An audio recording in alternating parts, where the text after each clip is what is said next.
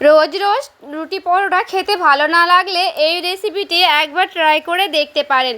বাচ্চা বড় সকলে কিন্তু খুবই পছন্দ করবে, খেতেও কিন্তু ভালো হবে এই টিফিন রেসিপি। নমস্কার বন্ধুরা, অমৃতাদি কুকিং চ্যানেলে সবাইকে স্বাগত জানিয়ে আবারও হাজির হয়েছি। তো যে সকল বন্ধুরা ইউটিউব চ্যানেল থেকে দেখছেন তারা প্লিজ চ্যানেলটিকে সাবস্ক্রাইব করে আমার পাশে থাকবেন, আর যারা ফেসবুক থেকে দেখছেন তারা পেজটাকে ফলো করে রাখবেন। আর স্কিপ না করে পুরো রেসিপিটি দেখা অনুরোধ রইল। লাইক দিয়ে ভিডিওটি দেখবেন আর একটা হাইপ করে দিবেন বন্ধুরা। তো চলুন রেসিপিটি দেখে নেওয়া যাক। রেসিপি তৈরি করব তার জন্য একটা আমি বাটি নিয়েছি। এখানে আমি দিয়ে দিচ্ছি সাদা আটা। এখানে আপনারা সাদা আটাটা নেবেন, চাইলে লাল আটাটাও নিতে পারেন। তো এখানে আমি এক বাটি মতো নিয়ে নিয়েছি সাদা আটা। এখানে আমি দিয়ে দিচ্ছি অল্প পরিমাণে লবণ, এখন দিয়ে দিচ্ছি চিনি 1 চামচের মতো দিলাম। এরপরে আমি এখানে দিয়ে দিচ্ছি সাদা তেল। এরপরে সাদা তেলটা দিয়ে দেখুন খুব ভালো করে এখানে আমি কিন্তু মিশিয়ে নিচ্ছি। খুব ভালো করে কিন্তু তেলটা দিয়ে এভাবে আমি মাখিয়ে নেব প্রথমে।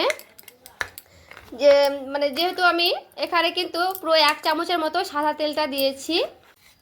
এখানে দেখুন 1 মিনিটের মতো খুব সুন্দর করে আমি আটাটাকে দেখুন মাখিয়ে নিয়েছি। দেখুন ডলা ডলা পেকে যাচ্ছে, তাহলে কিন্তু আমার হয়ে গেছে। এখানে আমি নিয়েছি পুরো 1 বাটি টক দই। দেখুন টক দইটা দিয়ে খুব ভালো করে আবারও আমি এই আটাটাকে হাত দিয়ে মাখিয়ে নিচ্ছি।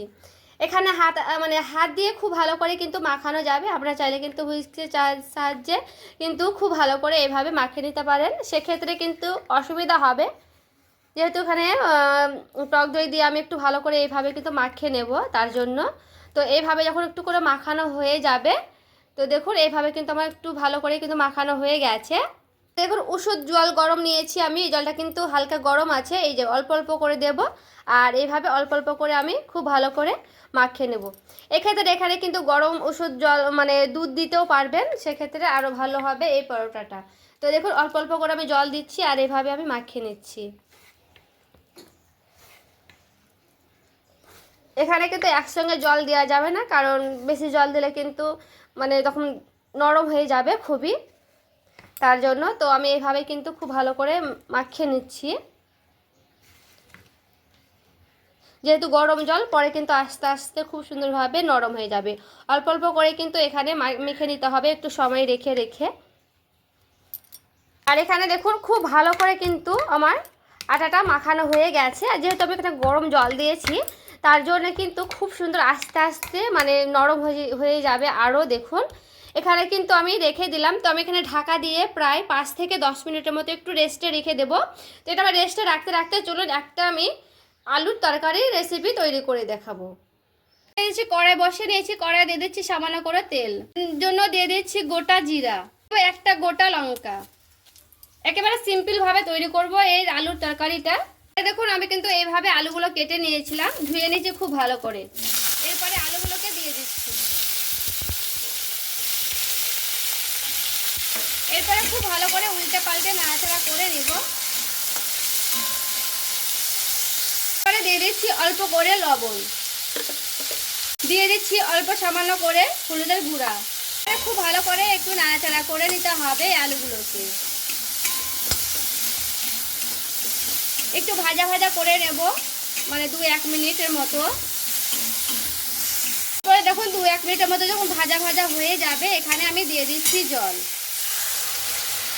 এখন জলটা দিয়ে খুব ভালো করে একটু নাড়াচাড়া করে নিলাম। আলুগুলো সেদ্ধ করার জন্য দিয়ে দিতে হবে ঢাকা। সেদ্ধ হয়ে যাবে, তারপরে ফিরে আসছি। এরপরে আমি ঢাকনাটা উঠিয়ে নিয়েছি। আর এখানে দেখুন আমার আলুটা খুব ভালো করে কিন্তু সেদ্ধ হয়ে গেছে।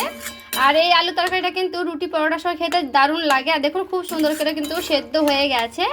এটা আলু পরোটার সঙ্গে খাওয়া যায়, তার জন্য অল্প করে দিয়ে দিতে হবে চিনি, একটু মিষ্টি মিষ্টি লাগবে এই তরকারিটা, তাহলে কিন্তু আরও বেশি খেতে ভালো লাগবে। তো এখানে কিন্তু পুরোপুরিভাবে রেডি হয়ে গেছে। এরপরে আমি কিন্তু নামিয়ে নিচ্ছি, তারপরে আবারও ফিরে আসছি। এরপর দেখুন আমি ঢাকা দিয়ে রেখেছিলাম প্রায় 15 মিনিটের মতো। এরপর আমি উঠিয়ে নিলাম। আর দেখুন এখানে আরও কিন্তু খুব সুন্দরভাবে কিন্তু নরম হয়ে গেছে আটাটা। এভাবে আমি 1 মিনিটের মতো একটু এভাবে মাখিয়ে নিচ্ছি। দেখুন কি সুন্দর কিন্তু এইভাবে মাখিয়ে নিলাম। আর দেখে বুঝতে পারছেন কতটা সুন্দর কিন্তু নরম হয়েছে আটাটা। আর টক দই দেওয়ার কারণে কিন্তু আরও কিন্তু এই মানে পরোটাটা খুব সুন্দর ফ্লফি হবে, খেতেও দারুণ লাগবে। তো এখানে আমি একটা নিয়ে নিয়েছি রুটি বেলা 4টা, আর নিয়েছি বেলনা। এরপরে খুব ভালো করে দেখুন আটাটা আমি এভাবে নিয়ে নিচ্ছি, একটু এইভাবে আমি করে নেব। তো দেখুন এইভাবে আমি জয়টা লিচি হবে তটা কিন্তু লিচি আমি বের করে নিচ্ছি। এখানে আপনারা যেমন পরিমাণে করবেন সেইভাবে কিন্তু পরিমাণ মতো করে নিতে পারবেন। তো এই যে দেখুন এইভাবে আমি লিচিগুলো করে নিচ্ছি। ছোট বড় যেমন করবেন তেমন কিন্তু করে নিতে পারবেন আপনাদের মন পছন্দ মতো। তো এখানে আমার কিন্তু এই রকমই হলো। দেখুন বেশি খুব বড় একটা করব না, খুব যে ছোট সেও করব না। এই যে, তো এগুলো আমি সাইডে সরিয়ে রেখে দিচ্ছি একটাকে রেখে। এরপরে দেখুন সেই লেচিটা আমি নিয়ে নিলাম। এরপরে লেচিটাকে নিয়ে খুব ভালো করে দেখুন এইভাবে গোল করতে হবে। গোল করে এইভাবে আমি করে নিলাম। এরপর শুকনো মানে আটা ছাড়িয়ে নিলাম। এইভাবে শুকনো আটাটা ছড়িয়ে নিয়ে খুব সুন্দর করে এইভাবে আমি গোল গোল করে নেব। এখন গোল করে নিয়েছি, একটু এইভাবে আমি ভাঁজ করে নিচ্ছি। দেখুন এরকম ভাঁজ করে নিলাম, দিয়ে হাত দিয়ে একটু চেপে চেপে নিলাম। এরপরে আবারও একটা এইভাবে ভাঁজ করে নিলাম। এরপরে এদিক দিয়ে একটা নেব আর এদিক দিয়ে একটা নেব। একটু আবারও আমি শুকনো আটা এইভাবে ছিটিয়ে দিলাম। এবার এদিক দিয়ে নেব। দেখুন এইভাবে কিন্তু খুব সুন্দর করে আমি করে নিচ্ছি।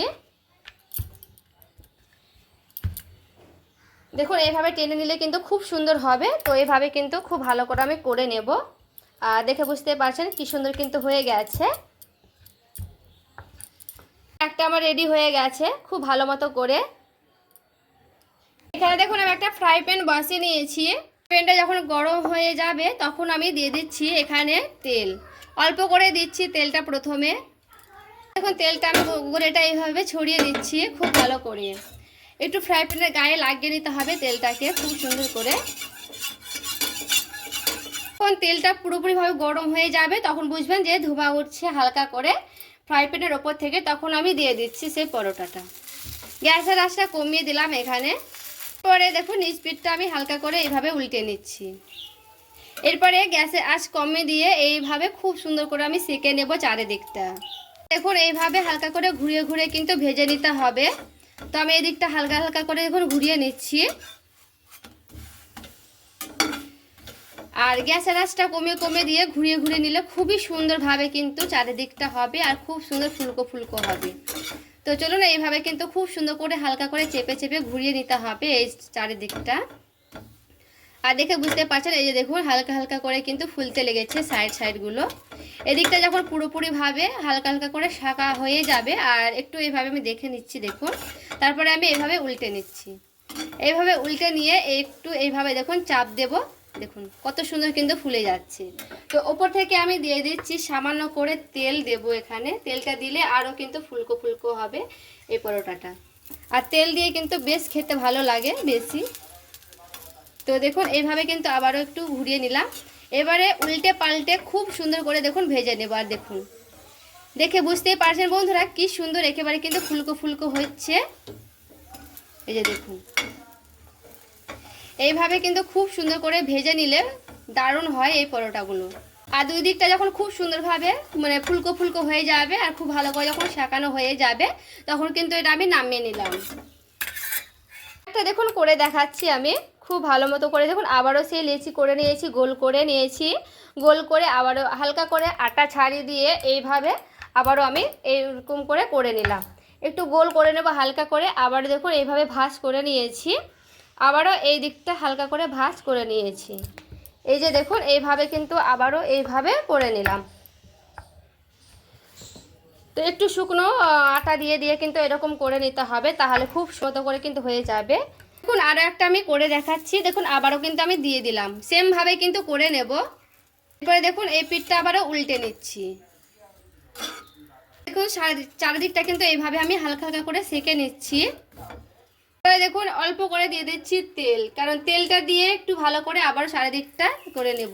একটা একটা করে পরোটা করতে হবে আর অল্প অল্প করে দিতে হবে তেল। খুব সুন্দর কিন্তু চারিদিকটা ফুলে ফুলে গেছে দেখে বুঝতেই পারছেন। এরপরে আমি এদিকটা উল্টে নিলাম। এরপরে উল্টে নিয়ে খুব সুন্দর করে এদিকটাও কিন্তু খুব সুন্দরভাবে ফুলে যাবে। দেখুন একটু হালকা করে এইভাবে চাপ দিলে কিন্তু খুব সুন্দরভাবে ফুলে যাচ্ছে, দেখো বুঝতেই পারছেন। দেখুন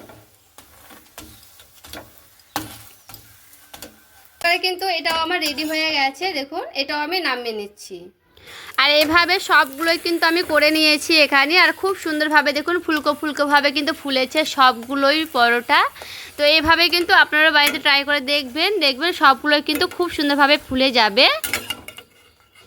এখানে দেখুন সবগুলোকে আমি নামিয়ে নিয়ে চলে এসেছি। আর দেখতে দেখুন কতটা সুন্দর হয়েছে। আর এখানে আমার সেই আলুর তরকারিটাও কিন্তু দারুণ লোভনীয় হয়েছে, কালারটাও কিন্তু খুব সুন্দর হয়েছে। আর সবগুলো পরোটা কিন্তু খুব ফুলকো ফুলকোভাবে ফুলেছে। আর এগুলো হাতে 5 মিনিট সময় থাকলে কিন্তু খুব ভালো করে হয়ে যায়।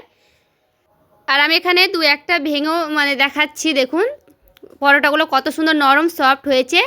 আর এই আলু তরকারির সঙ্গে এই পরোটাগুলো কিন্তু জাস্ট জমে যাবে। তো আজকের রেসিপি ভালো লেগে থাকলে প্লিজ লাইক কমেন্ট শেয়ার করে দিবেন। সকলে ভালো থাকবেন, সুস্থ থাকবেন। দেখা হচ্ছে আরও একটি রেসিপির সঙ্গে।